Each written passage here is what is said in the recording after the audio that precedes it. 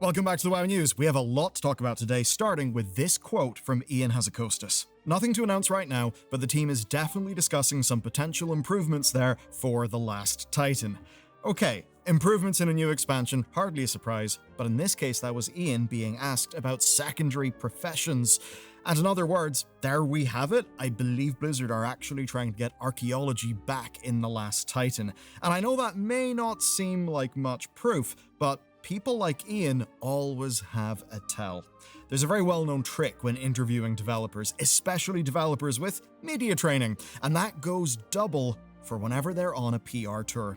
You see, they want to talk about things, but it's up to you to find those things. And when Blizzard themselves are doing the interviewing, like in a WoWcast, they already know. Now in this case, Varia, the Blizzard person handling the Q&A, knew to poke an archaeology. And I'm glad she did, because naturally Ian caught the ball and ran with it.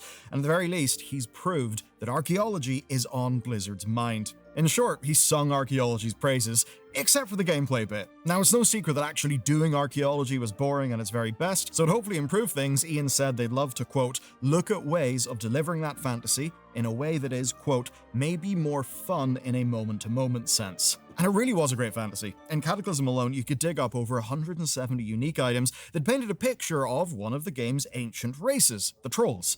Items like Zinrock, Destroyer of Worlds, this epic sword from way back in the day when epic still really did mean something. It was a frustrating massive time sink for some, but to those who actually read the item descriptions, well, the likes of Zinrock was a hint at a return to Zoloman and Zul'Gurub. And then there's the puzzle box of Yogg-Saron, an ancient, legendary source of Old God whispers that kept us loreheads, eating for literally years. Done right then, archaeology could turbocharge how players actually engage with the lore of Warcraft.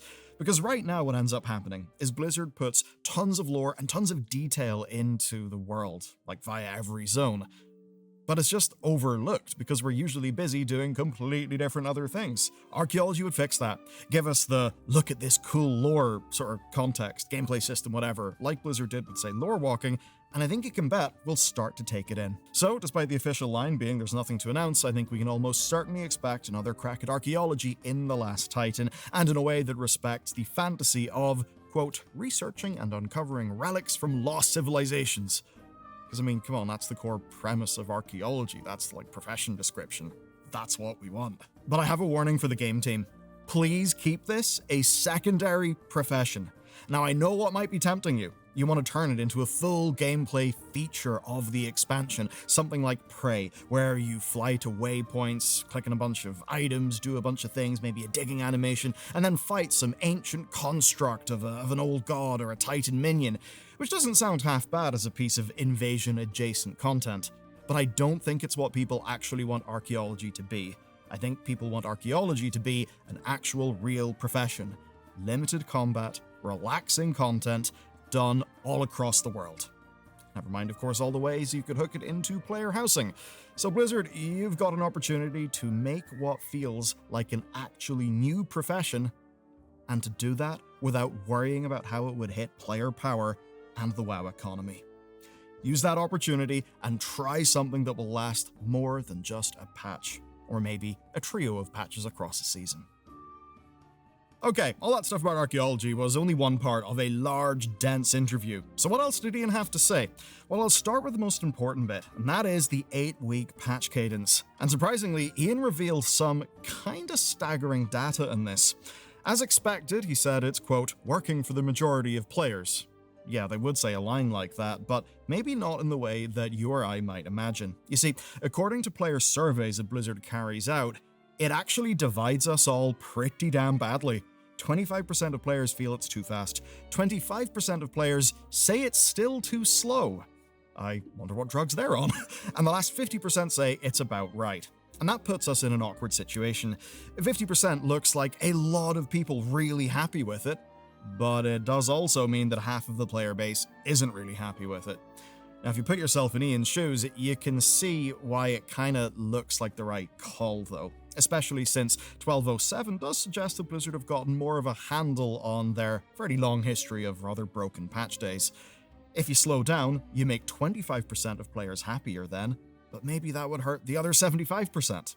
And the same goes if you somehow speed things up, it would piss off all the other people. Now in the interview he says it's hard to make a big pivot based on that data, though he did also say that the data isn't ironclad and that if it starts to swing, they will change things accordingly. Now, there's plenty to break down here. First, Ian, I do respect that that is offhand in an interview, and there's almost certainly way more to this, and loads of context that you couldn't just say sitting there. Of course. Now, with that caveat in mind, I think it's beginning to sound like you guys are caught in a fairly common type of execution trap. Now, what do I mean by that? Well, basically, isolating and cherry-picking data that supports your hypothesis, and worse yet, and I think this is the case in this, it's using a lagging indicator. You see, by the time people are telling you they're unhappy, you've already made them unhappy. Now that's valid data, that's good, you can use it, but it also means that you are learning too late.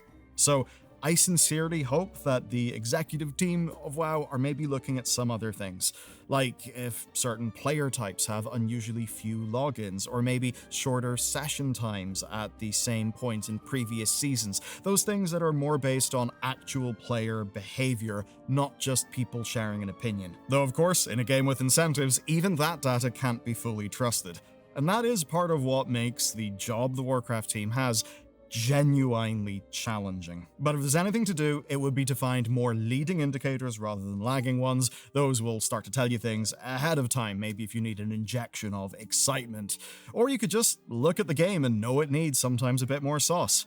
And you know what? We already know that Ian thinks that. You see, a while ago, Ian told Cyber that they are thinking about basically changing things up more and doing change because change itself can actually be a good thing whenever a game just feels too stuck in a schedule. Now, of course, we're expecting to find out more about Last Titan at this coming BlizzCon, and you know what? That BlizzCon's actually shaping up to be pretty damn huge, and that's the next thing we need to talk about. Okay, we've been banging on about this leak for a bit of a while now, and basically we discovered how plausible it was and we made a video about it. Now, also in our recent video on how the Xbox changes are impacting Warcraft, we found out that Jez Corden, a journalist for Windows Central, who has a lot of contacts at Xbox, that he has heard about a range of TV and film projects. Those things obviously line up. And what all that does is contribute to an information environment, one that of course Blizzard and Ian Hazzikostas will be paying attention to. And I think we know Ian's paying attention because I think he gave it more credence and purpose. You see, at the end of the Q&A, he talked about BlizzCon, and he chose his words very carefully. Here's the quote: "Can't wait to share a whole lot more information about all things Warcraft at that point." All things Warcraft, so not just the modern game. And basically what we should think about that is Classic Plus, and maybe something Warcraft that isn't just WoW. That has only ever happened 3 times in history, with the movie, with Hearthstone, and of course, Warcraft Rumble. Only one of those was a major success, that being Hearthstone. Which, by the way, just lost its game director again, which is a massively frustrating sign right when I've gotten way too much into playing Hearthstone Battlegrounds. God damn, there's a lot of design mastery in that game, but I won't dwell on that for now. Let's think about things forward-looking. What could Ian mean by that? Well, to remind you of the Slate leak, according to that leak, a Warcraft Chronicles RTS and an animated series are supposed to be a thing, as well as an RPG and a live-action project all around Arthas. Apparently that's the plan for Warcraft's future, and I think Ian's move more or less confirmed that we'll get to see at least some of that stuff in just a few months from now. Because all things Warcraft has got to mean more than just World of Warcraft, and that means it can't just be Classic Plus and Modern. Let's get back to the game itself. When asked about Azeroth as a living world, Ian said they were initially scared about rebuilding Silvermoon and Eversong. They were basically worried that people would be bored or would just be annoyed at rehashing an existing location that people really like. A fair enough fear, but I mean, between you and me, I think it's obvious that most of us prefer, rather massively, playing in the Azeroth that we know, instead of just having brand new islands bolted onto the map every 6 months. I think Ian gets that, and honestly, he couldn't help himself because almost unprompted, he just starts going off on one.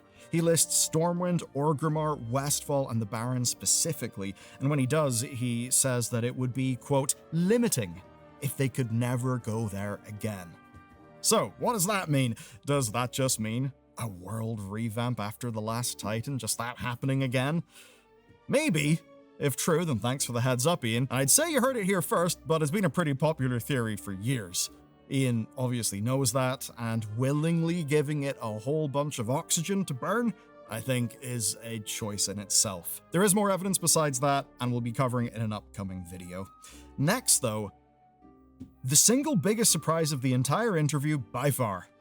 PvP. We don't often talk about PvP here, and it's for good reason. No one seems to care that much outside of the PvPers, but there's a reason, because as the years have gone on, it's just gotten less love from Blizzard, and the community has kind of dwindled into only two types of people: the truly passionate, and I guess the people who just grin and bear the pains for just getting gladiator mounts and saddles and things.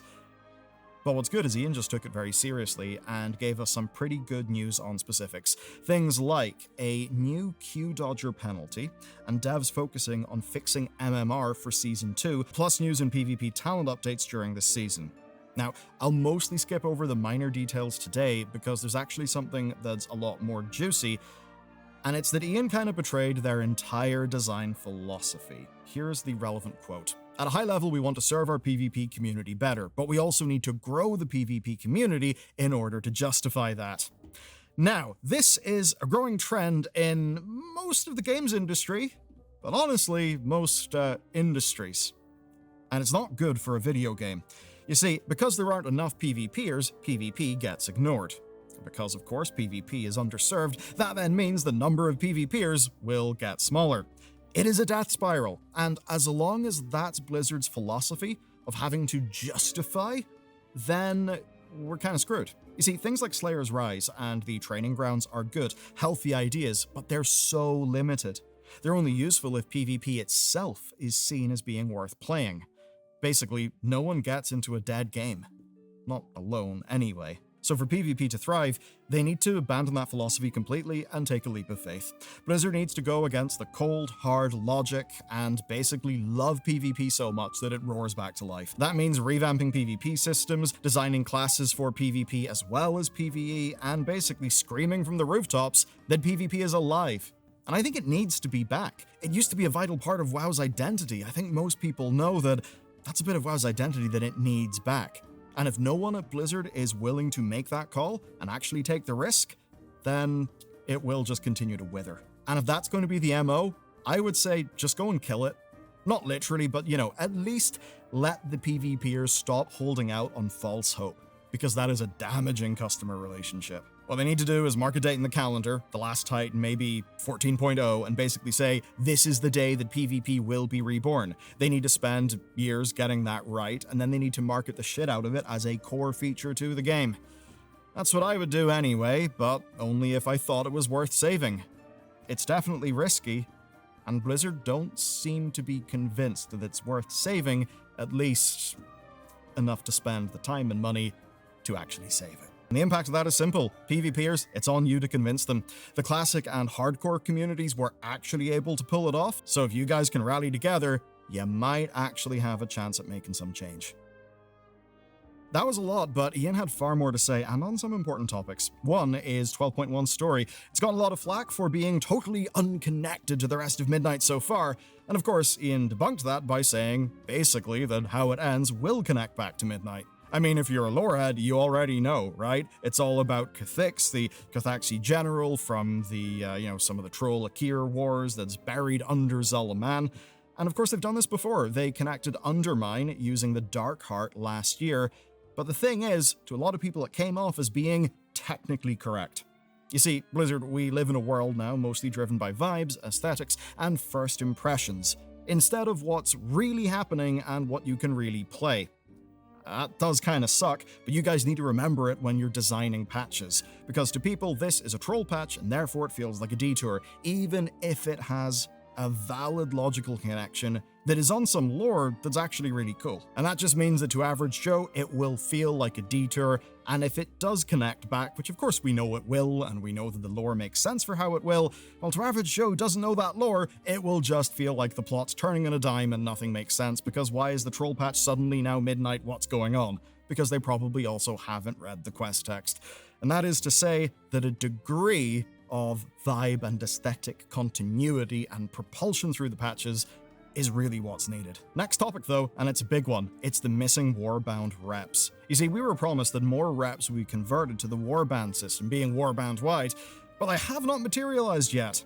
Now, Ian takes the blame for speaking too soon.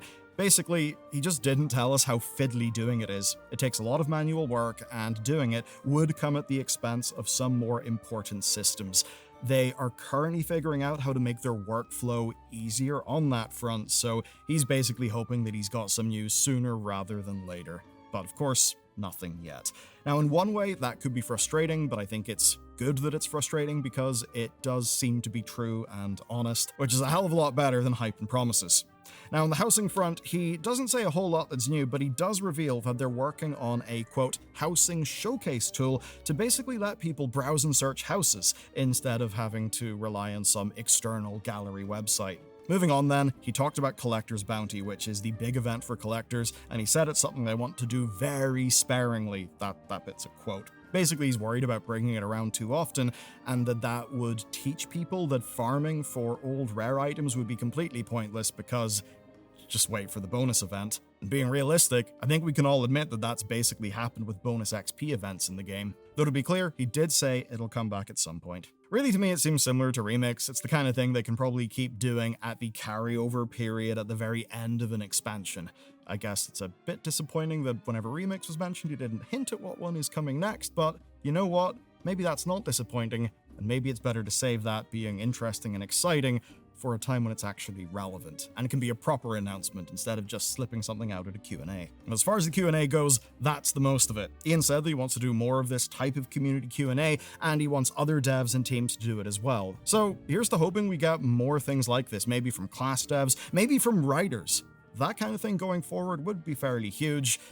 Who knows, maybe you could even get some Chris Metzen in front of a microphone to maybe tell us about how he helped write the Arthas live-action TV show, if that slate's to be fully believed. Who knows, but to be honest with you, the slate leak does look shockingly convincing, especially because of the timelines of evidence, and if you want to learn about that, you can watch this video next.